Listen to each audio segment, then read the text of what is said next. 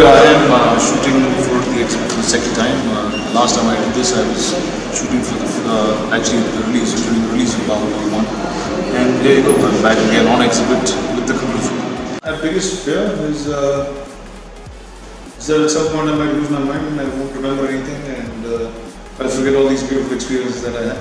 It's a car that I drive. I'm not a very car-brandish person. I just like big cars that I fit in, because that's the first criteria. The second, I live in Hyderabad, it's a very hot city during summer, so the AC has to really work.